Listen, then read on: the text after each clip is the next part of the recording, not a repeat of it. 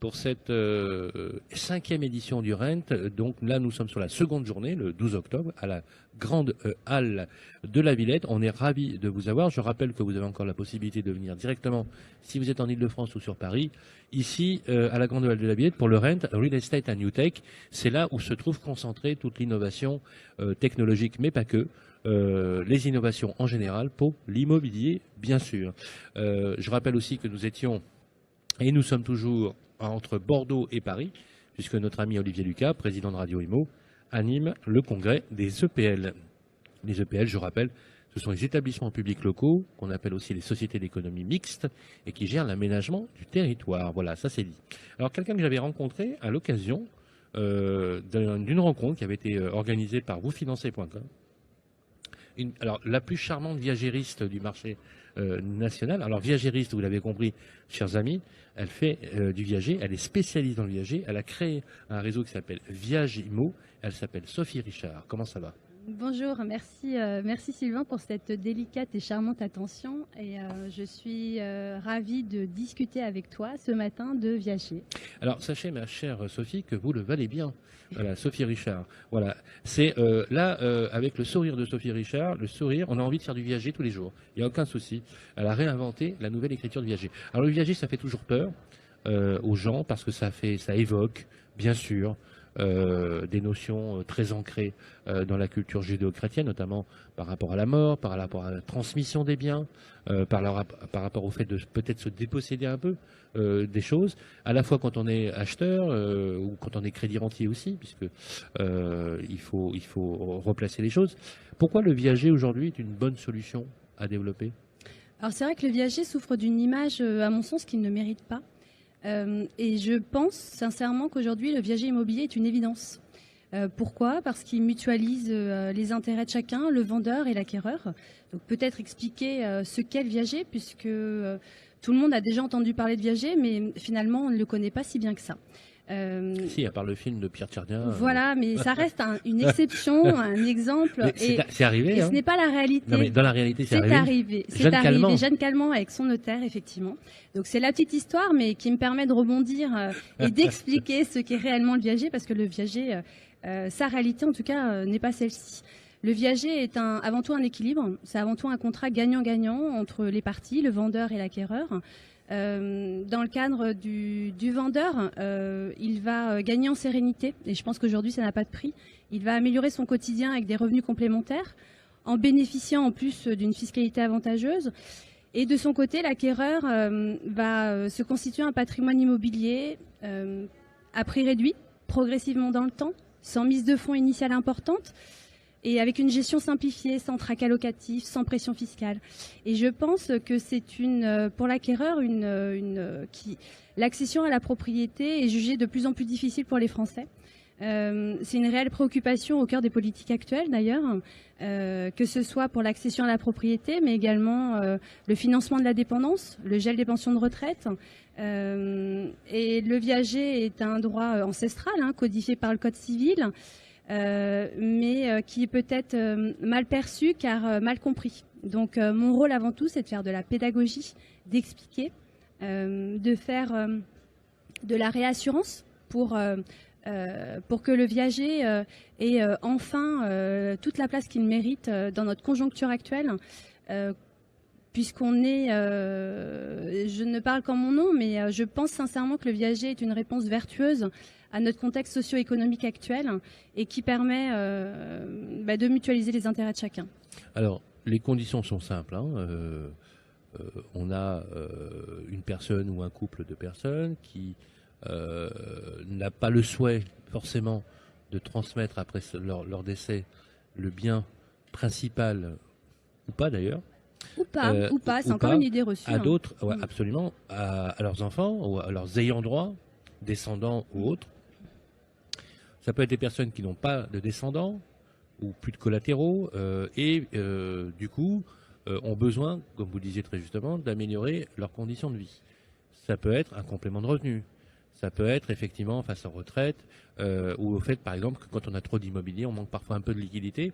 Ça peut être aussi des personnes qui ont envie d'avoir du plus pour plus profiter de leur retraite, par exemple, de voyager et d'avoir les choses. Ensuite, c'est un pari sur le temps.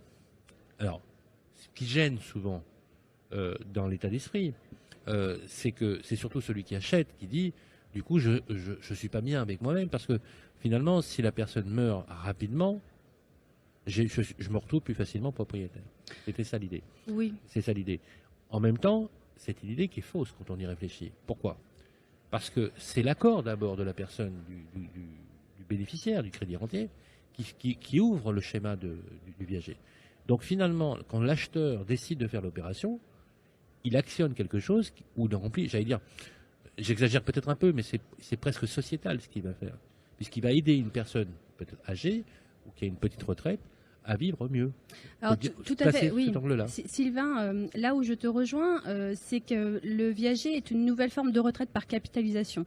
Donc, pour rappel, aujourd'hui, on est sous la forme d'une retraite par répartition.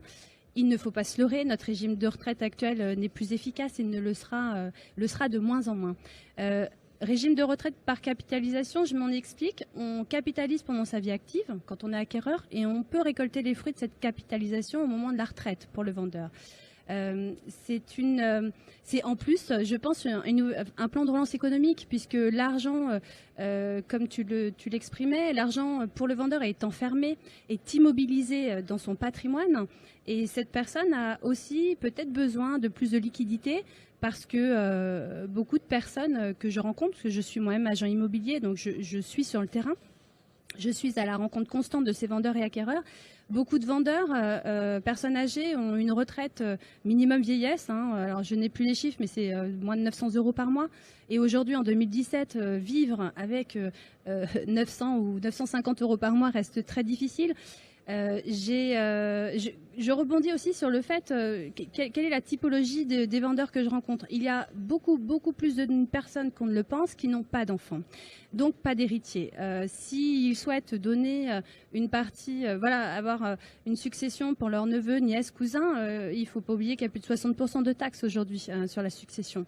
Et peut-être qu'en vendant en viager, ces personnes-là peuvent donner de leur vivant, peuvent faire une donation, offrir des cadeaux de Noël plus importants, profiter de la vie et aussi, je rebondis sur les personnes qui ont des faibles revenus, peuvent mieux vivre tout simplement. C'est pas forcément partir dans du luxe, mais quand vous avez une dame qui a 80 ans, qui le contact m'est apporté par sa fille d'ailleurs, qui doit payer un ravalement de façade qui va arriver l'année prochaine, et cette dame n'est pas sereine et ne sait pas comment elle va pouvoir financer ses travaux de copropriété.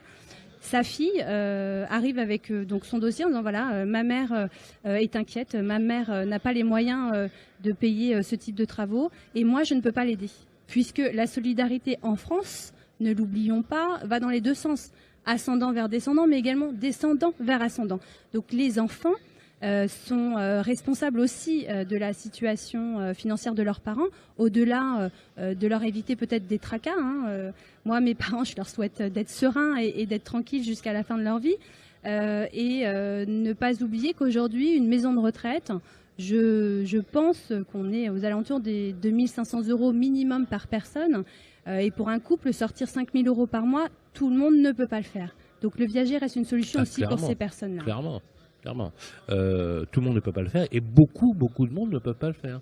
Et s'il n'y avait pas la puissance publique pour compenser les problématiques, et je suis bien placé pour le savoir de ce niveau-là, il y aurait des milliers, des centaines de milliers de personnes qui seraient aujourd'hui dehors, des personnes âgées.